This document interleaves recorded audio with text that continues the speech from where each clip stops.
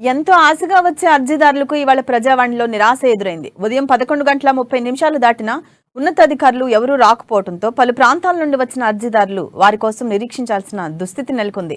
అసలే వేసవి కాలం కావటం, సమస్యలు విన్నవిద్దామంటే అధికారులు ఎవరూ అందుబాటులో లేకపోవడంతో విసిగి వేసారిపోయారు.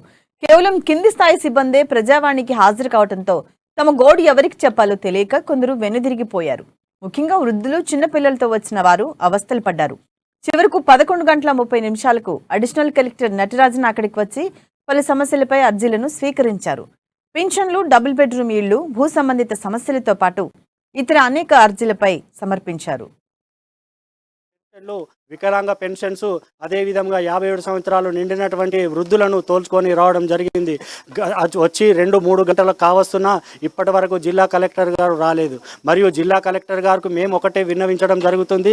జిల్లా కలెక్టర్ గారు, ఇది వేసవి కాలం కాబట్టి మేము గ్రామానికి వెళ్ళాలంటే బాగా దూరం వెళ్ళాలి కాబట్టి వెంటనే వచ్చి మా యొక్క సమస్యను విన్నవించి మా కోరికను నెరవేర్చాలని, అదేవిధంగా 3 సంవత్సరాల నుంచి భర్తలు చనిపోయిన భార్యలు, అదేవిధంగా వికలాంగులు, అదేవిధంగా ఓల్డేజ్ వృద్ధులు అనేక ఇబ్బందులకు గురి కావడం జరుగుతుంది.